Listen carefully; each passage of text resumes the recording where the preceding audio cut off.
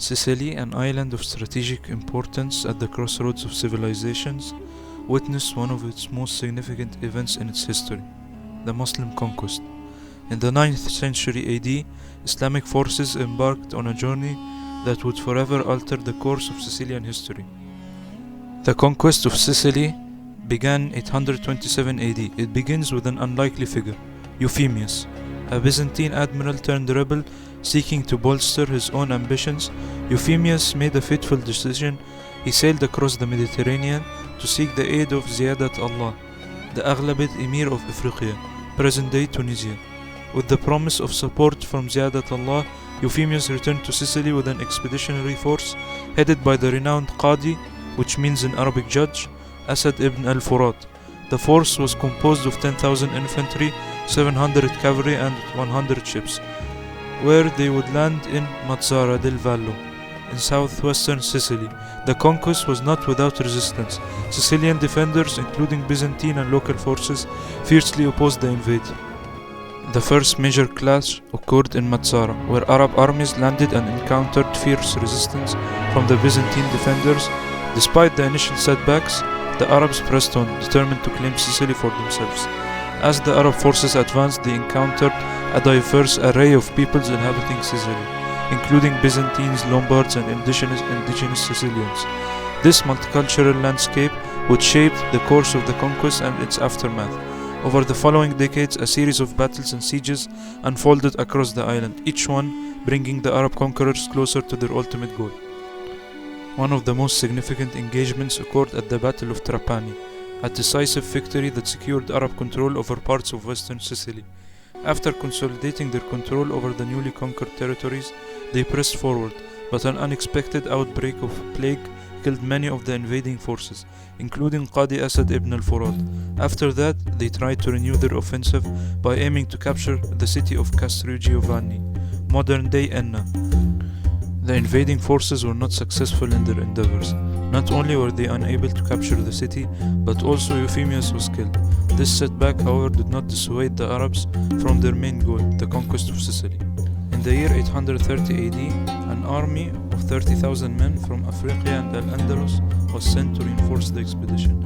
This force would later defeat a Byzantine army led by a Byzantine commander Theodotos. Between July and August of that year, things were up in the air in western Sicily until September 831, when the Arabs captured Palermo, which was later renamed Al-Madina, or the city. In the same period, the Sicilian Muslims also established footholds in the Italian mainland. The Muslims were asked to assist the beleaguered Duchy of Naples against Sicard of Benevento in 839 AD, but then they sacked Brindisi, and following Sicard's murder and the outbreak of civil war in the Principality of Benevento, seized Tarentum in 840 and Bari in 847, which they made their bases, until well into the 880s. The Muslims would launch destructive raids along the coasts of Italy and into the Adriatic Sea from their bases on the Italian mainland, most notably from the Emirate of Bari until its destruction in 871. In the late 840s, aided by Neapolitan support, the Muslims successfully seized control of Messina.